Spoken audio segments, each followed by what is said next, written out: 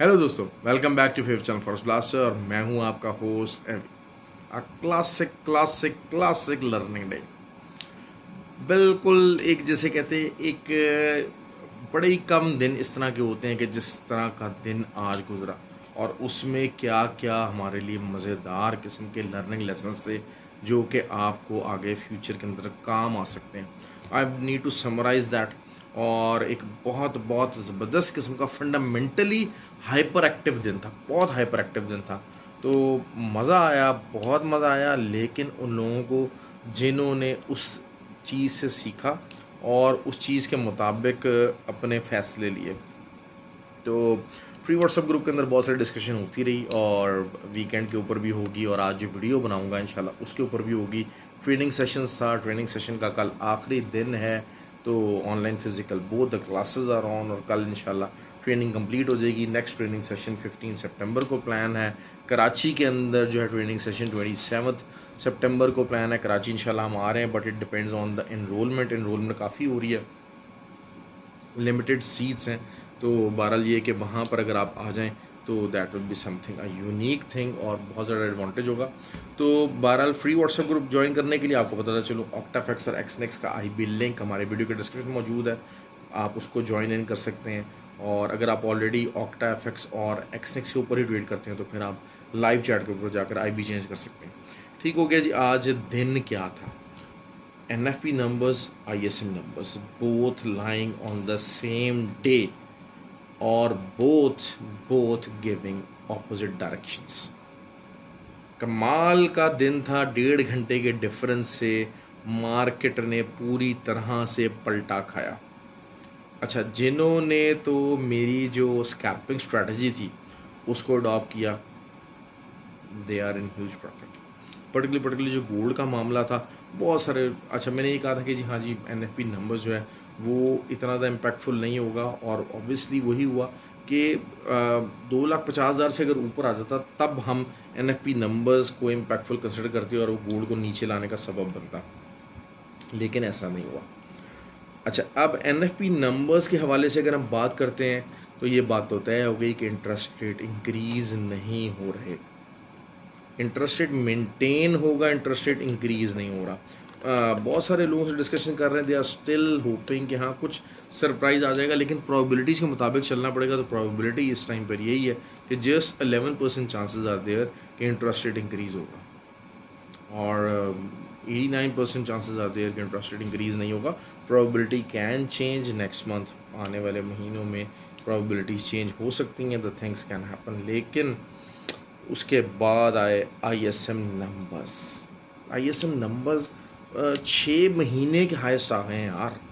आप मज़े की बात देखें कि जब इन्फ्लेशन हाई थी, सब कुछ था, मार्केट पूरी तरह से बूमिंग थी, उस टाइम पर ISM numbers were not that high and not that good. तो लास्ट 6 मंथ्स के बेस्ट ISM नंबर्स आ गए। तो क्या कह सकते हैं, is it something a manipulation और क्या है? बहरहाल इट रॉक द वर्ल्ड। और रॉकिंग यही रहा कि बहरहाल गोल्ड का मैंने बता दिया था कि जी नीचे जाता है 33 तक जाता है तो वहाँ से आपको बाय करनी है। बहुत सारे लोग मुझसे पूछते रहे दरमियान में, 44 42 पूरा दिन 40 इसी रेंज में फिरता रहा और लोगों ने कहा कि जी सर क्या करें क्या करें। मैंने कहा भाई 33 के आसपास आएगा तो वहाँ से बाय कीजिए, उसके अलावा मत कीजिएगा। देखिए आपकी पेशेंस टेस्ट होती है। बहुत सारे लोगों ने बाय किया और वही बात है 55 को क्रॉस नहीं कर सकी। 55 का SL बताया हुआ था सेलिंग का, एक दिन पहले से वो चल रहा था SL। और आई वॉज एक्सपेक्टिंग कि हाँ जनाब जो है ना वो मॉर्निंग से पहले पहले मार्केट को 33 34 तक निकल जाना चाहिए था और वहाँ से हम बाइंग अपॉर्चुनिटी लेके तो दोबारा से हमको 52 53 का जो 47 से लेके 53 का जो सेलिंग एरिया था वहाँ तक जाते एग्जैक्टली मार्केट वहीं तक गई और वहाँ से सेलिंग में आ गई। फिर बाइंग एरिया 33 बताया हुआ था तो 33 तक तो गई, लेकिन 34 तक मार्केट गई और वहाँ से अब क्लोजिंग तकरीबन 41 के पास आ जाती है। 1940 से ऊपर weekly closing, this means lot of scope for the future. लेकिन क्या तड़पाया है माशाल्लाह माशाल्लाह, ऑयल ने तबीयत हरी कर दी और उसमें ISM नंबर्स का बहुत बड़ा रोल था, बहुत बड़ा रोल था। अच्छा, मज़े की बात यह है, मैंने स्टार्ट में कहा कि NFP नंबर्स आएंगे तो DXY कुड गेट वीक और यूरो और जीबीपी आप बाय कर सकते हैं। अच्छा वो बाय किया, बाय के अंदर अच्छा प्रॉफिट निकाला, आईएसएम नंबर्स अगर उसको बूस्ट दे देते तो हमारे जो है बहुत अच्छा एक पूरी मूव चल जाती। लेकिन आईएसएम नंबर्स वो सो स्ट्रॉन्ग कि वो डीएक्सवाई को उल्टी तरफ ले गए। तो जब स्ट्रॉन्ग आए तो ऑब्वियसली फिर हमें वहाँ सेलिंग में बैठना पड़ा या नहीं बैठे। बहरहाल आज एक क्लासिक केस था उन लोगों के लिए जिनको नसीहत हो गई कि भाई एसएल के बगैर ट्रेड नहीं करनी। एसएल हिट हो जाए, मार्केट से आउट हो जाए, इंट्राडे करना चाह रहे हैं तो there is a huge world of difference. देखें फ्री व्हाट्सएप ग्रुप के अंदर भी और फॉरेस्ट ब्लास्टर अकेडमी के अंदर मैं ये समझाता हूँ कि यार ठीक है स्कैल्पिंग कर रहे हो ना, स्कैल्पिंग करते हो, स्कैल्पिंग में आपको 20-30 ट्रेड डेली की लेनी पड़ेंगी, लेकिन उसका जो एसएल है वो 20 पिप्स रखना है आपने, चाहे 10 दफ़ा हिट हो, ये आपको लेनी पड़ेंगी। स्कैल्पिंग तब होगी। इंट्राडे कर रहे हो तो भाई 2 से 3 ट्रेड्स हैं आपकी, बस 1% का आपका दो जो पोर्टफोलियो उसका 2-3 एसएल हिट हुए, अस्सलाम वालेकुम टू द मार्केट ऊपर जाए नीचे जाए बाद में आए, आपने मुड़ के मार्केट को नहीं देखना। हाँ जो स्विंग ट्रेड लेके बैठे हुए तो स्विंग का मतलब फिर स्विंग है, स्विंग में आपने जो स्विंग है फिर वो स्विंग पूरा कंप्लीट होने तक फिर आपने झूलना है उसके साथ। वो कभी जो है ना वो जैसे कहा जाता है ना कि वो एक पींग डाल दी जाती है, तो वो ये बात कहती है कि मैं पींग को धक्का इतनी ज़ोर लगाऊंगा कि पींग पे आप चढ़ तो जाओगे, पींग डाल तो दोगे, लेकिन पींग से फिर उतरोगे नहीं आप। तो वो स्विंग ट्रेड भी वही है, वो पींग वाली ट्रेड है कि जो पींग डाल के आप प्राइस पे बैठ गए फिर मार्केट आपको उस पींग से उतरने नहीं देती भाई, उस स्विंग से उतरने नहीं देती। समझ रहे बात आपको? वो चाहे आप उसके अंदर फंड डालें, चाहे आप उसके अंदर रोएं, आपको उतरने नहीं दिया जाएगा, मार्केट उतारेगी फिर आपको अपनी मर्जी से। स्विंग ट्रेड का मतलब ये, आप लोग अक्सर कहते हैं ना यार मेरे पे पींग ना पाई, तो क्योंकि भाई पींग तो मेरे पे डालेगा ना, पींग को धक्का इतनी जोर का दूंगा, पींग से फिर उतरेगा तो मेरी मर्जी से। तो मार्केट भी जो है ना वही कहती है एक दफ़ा मेरे पे स्विंग ट्रेड डाली है तो बेटा फिर अब उतरोगे मेरी मर्जी से। अब या तो जो है ना वो लात बाजू तोड़वा के लंबा एसएल खुलवा के अकाउंट वॉच करवा के फिर उतरोगे उस मार्केट से, या फिर जो है वो आपकी अगर मेरी मार्केट की मेहरबानी होगी तो आपकी बचत हो जाएगी। तो स्विंग ट्रेड तो फिर ये है। तो इसीलिए हम लोग बार बार अपनी कैटेगरी में समझाते हैं कि यार intraday is something very best, क्योंकि छोटे छोटे अकाउंट्स हैं, लोगों के छोटे छोटे पोर्टफोलियोज़ हैं उसके हिसाब से। लेकिन इंट्राडे के भी जो है ना वही बात है कि फॉर्मेट्स हैं, सारा कुछ है। अब हम लोग क्या करते हैं, हम लोग स्कैल्पिंग से शुरू होते हैं, स्कैल्पिंग ट्रेड हो रही होती है, एसएल नहीं लगाते, फिर हम कहते हैं हाँ जी हमारी ट्रेड इंट्राडे बन गई है।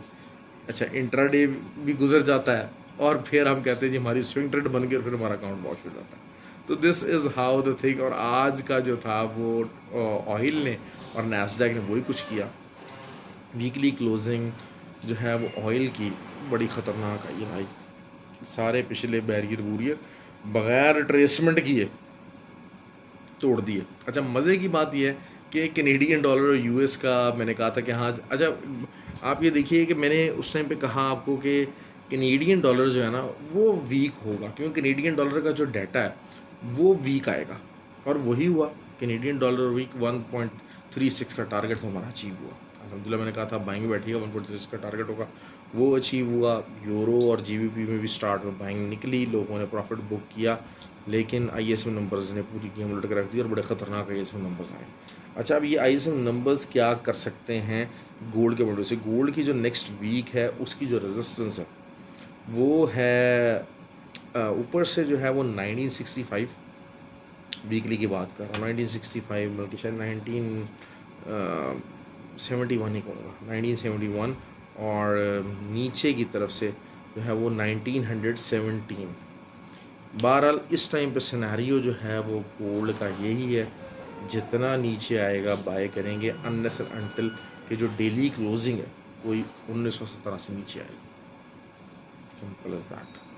33, 26, 17 ये तीन एरियाज़, बल्कि 22, 21 कह लीजिए, 33, 26, 21 ये एरियाज़ आपके बाइंग के होंगे। अगर आपको मिलता है नीचे का एसएल दीजिएगा, एसएल बहुत बड़ा ना दीजिएगा, देखिए 17 से नीचे अगर इंट्राडे क्लोजिंग आ गई है तो आपको ट्रेड से आउट होना पड़ेगा, दैट्स इट। अगर ऊपर के, क्योंकि देखिए फंडामेंटली बहरहाल जो है ना ये ISM नंबर्स बचा गए, वरना आज ऑयल गोल्ड ने भी जिस तरीके से जो हशर, देखें ऑयल को भी जो है वो सपोर्ट मिल गई ISM नंबर से। तो ISM नंबर्स ऑयल की बहुत बुलिश क्लोजिंग आई है 85 से ऊपर after so many weeks and so many months. 85 को इसने ब्रेक कर दिया। अब इसका it is something very very significant. अच्छा, हो क्या सकता है, मसला ये है कि मंडे को लेबर डे की है छुट्टी US में और कनाडा में। तो this is very very alarming actually. ये जो चीज़ है उसमें ये है कि क्योंकि सैटरडे संडे मंडे ये जो चीज़ें हैं इसमें मेजर जो है वो न्यूज़ आ सकती हैं, लेकिन मार्केट बंद होगी, वॉल्यूम कम होगा। बहरहाल ओवरऑल अगर हम बुलिशनेस की बात करते हैं तो 88 एंड देन 92 ये एरियाज़ हैं जो इस टाइम पे नज़र आ रहे हैं वीकली पॉइंट ऑफ व्यू से। लेकिन नीचे से जो है वो 81 और 78.5 ये दो एरियाज़ हैं वीकली सपोर्ट की। अगर मैं बात करता हूँ तो ये दो एरियाज़ हैं, और होने को ये हो सकता है कि थोड़ा बहुत सप्लाईज़ वगैरह ये वो सारा इशू आता है, क्योंकि असल चीज़ यही है कि ये जो जिस किस्म की ऑयल की प्राइसेस इंक्रीज़ हुई हैं ना, अगर ऑयल की प्राइसेस इसी तरीके से रहती हैं, इसमें नंबर जिस तरह के रहे हैं, तो फिर हो सकता है कि जो आपका जो CPI है नेक्स्ट मंथ का वो थोड़ा सा ज़्यादा ऑन द हायर साइड आ जाए। और अगर ऑन द हायर साइड आ गया तो फिर फेडरल रिज़र्व एक दफ़ा इंटरेस्ट रेट इंक्रीज़ भी कर सकता है और गोल्ड की पूरी सिचुएशन चेंज हो सकती है।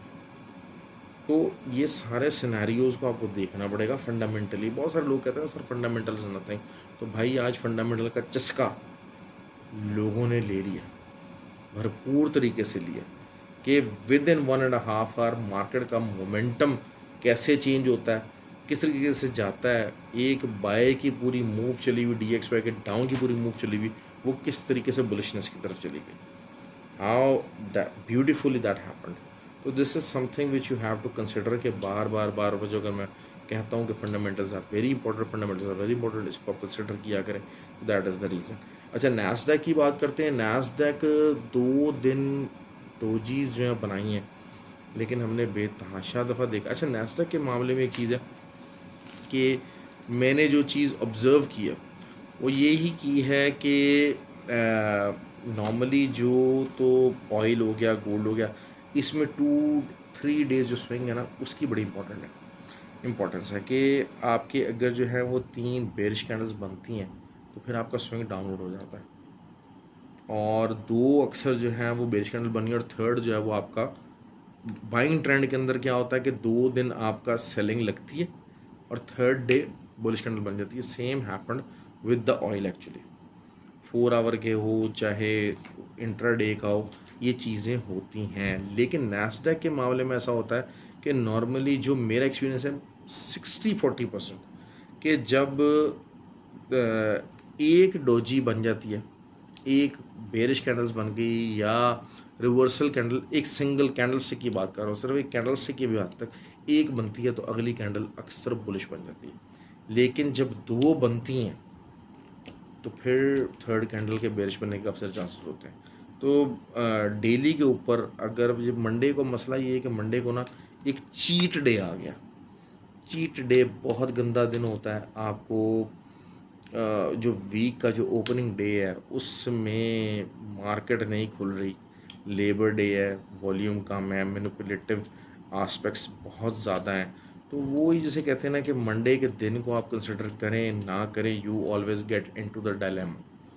अब मंडे को अगर जो है वो 15,630 से नीचे रहता है मार्केट नैस्डैक की, तो फिर तो आप समझ लीजिए कि अच्छा खासा 14,700 तक ये नीचे आ सकती है मार्केट। लेकिन 14,700 के नीचे तक आने का मतलब यही है कि फिर आपका आने वाले दिनों के अंदर गोल्ड भी दोबारा 1902 की तरफ आ सकता है। और लेकिन नेक्स्ट वीक के अंदर डाटा ऐसा कोई नहीं है, ऐसा डाटा कोई नहीं है जो कि गोल्ड को बिल्कुल बेरिश कर दे। गोल्ड को इन द लॉन्गर रन मैं बुलिश होता देख रहा हूँ। 1981 का लेवल आना चाहिए, थोड़ा बहुत रिट्रेसमेंट वगैरह लेके ये आ सकता है। देखिए घूम फिर के वही बात होती है कि जब चीज़ें बातों से बातें निकलती हैं, घूम के हमारी सिचुएशन गोल्ड के ऊपर आ जाती है। जो सिल्वर है, सिल्वर की जो नीचे की सपोर्ट है वो 23.5 की है और ऊपर 25.2 की रेजिस्टेंस है वीकली। अच्छी रेजिस्टेंस है, आज इसी रेजिस्टेंस के ऊपर सेलिंग आई है। एक्सएनजी 3.05 के एरिया से अच्छा खासा 2.62 रिट्रीव हो सकता है। ऑयल जो है वो ऑयल का 2 दिन जिसे कहा जाए कि मज़ीद लोगों को बाय में बिठा सकता है, मंडे भी और ट्यूसडे भी, और उसके बाद एक अच्छा खासा $4 से $5 का डंप ऑयल के अंदर आ सकता है। द मोमेंट आपको न्यूज़ आएगी कि अच्छा जी जो है ना सप्लाई का थोड़ा सा दूर हो गया, मामला ठीक हो गए, तो आप प्रॉफिट टेकिंग, बड़ी ह्यूज किस्म की प्रॉफिट टेकिंग आप देख सकते हैं। लेकिन आज की जो कैंडल्स हैं भाई बहुत बुलिश क्लोज हुई हैं, बड़ी पक्की वॉल्यूम। मैं हमेशा बात कर रहा हूँ कि अपना जो टॉप लगा हुआ है ना और टॉप के ऊपर क्लोजिंग हो जाना किसी भी कैंडल स्टिक के अंदर, किसी भी पेयर के अंदर, this is always very very alarming. कि इससे ये बता दिया जाता है कि भाई मामलात ऊपर के हैं, at least for the next 2 days मामलात ऊपर के।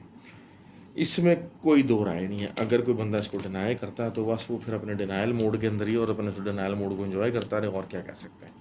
इससे ज़्यादा और कुछ नहीं कहा जा सकता उस बंदे के लिए। ओके जी, तो आई होप कि आपको वीडियो पसंद आई हो। काफ़ी कुछ मैंने बताने की कोशिश की, समझाने की कोशिश की। वीकली वीडियो होती है ना, लेवल तो वीकली वाले ही चलते हैं, लेकिन आज 12 ऑयल ने जो है वो शहजादे को अच्छी नहीं जी की थी। वीकली रेजिस्टेंस लेवल थी यार, उसकी तो थोड़ी रिस्पेक्ट करनी चाहिए थी यार। बेताशा दुनिया सले में बैठी हुई थी, उसका तो कुछ ख्याल कर लेते यार। बहरहाल ऑयल का यही चीज़ है कि ऑयल देता भी बहुत ज़्यादा, जब देता है तो छप्पर फाड़ के देता है।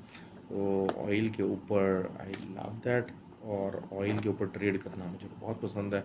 और मैं यही कहूँगा देखिए, रिसेशन यूएस जितनी देर मर्जी चीखें मारे, हम सॉफ्ट लैंडिंग की तरफ जा रहे हैं। हाई, हमारे आईएसएम नंबर्स बहुत हाई जा रहे हैं, हम डीएक्सवाई को सपोर्ट कर देंगे, हम ये कर देंगे, हम वो कर देंगे, हमारा इकॉनमी रिसेशन नहीं आएगा। लेकिन मेरा भाई रिसेशन तो आना ही आना है, रिसेशन आना ही आना है, चाहे वो चाइना हो चाहे वो अमेरिका हो, यू कांट अवॉइड दैट। ये इकोनॉमिक रूल है, जिन्होंने इकोनॉमिक्स पढ़ी है, इकोनॉमिक रूल है कि आप जब एग्रेसिव स्टेप्स लेंगे टूवर्ड्स द इकोनॉमी तो रिसेशन आएगा। जब लेबर कॉस्ट जो है वो लेबर रेट आपका डिक्रीज़ होगा, आपके एम्प्लॉयमेंट जो है वो डिक्रीज़ होगी, आपके non farm payroll numbers decrease होंगे, आपके ईडीपी नंबर्स डिक्रीज़ होंगे, आपकी बाइंग पावर डिक्रीज़ होगी, आपकी हाउसिंग इंडस्ट्री जो है उसके परमिट्स डिक्रीज़ होंगे, न्यू बिल्डिंग्स के परमिट डिक्रीज़ होंगे, आप जो मर्जी कर लें, रिटेल सेल्स आपकी डिक्रीज़ होंगी, आपकी जीडीपी डिक्रीज़ हुई है भाई, GDP, quarterly GDP, monthly GDP decrease हुई है, तो भाई आप कैसे कह सकते हैं कि रिसेशन नहीं आएगा। और जब रिसेशन आएगा then we are ready for the oil. Okay, this is how we have to plan our trade, this is how we have to think about the swing trade. ख्याल रखें अपना जी। आई होप कि you like the video, और comment ज़रूर किया कीजिए यार। कमेंट से बहुत सारी चीज़ें पता लग जाती हैं, कौन कौन मोहब्बत कर रहा है, कौन कौन हमसे कोई नफ़रत कर रहा है, किसके जनाब जो है ना वो चीखो पुकार निकल रही है। कुछ कर दिया करें यार, बता दिया करें। हम भी आप लोगों के जो हमें पसंद नहीं करते, हम उनके दुश्मन नहीं हैं, कोशिश करते हैं कि उनको अच्छी बातें बताएं, अच्छी चीज़ें सिखाएं। ओके जी, ख्याल रखें, थैंक यू वेरी मच, और इन्जॉय द वीकेंड।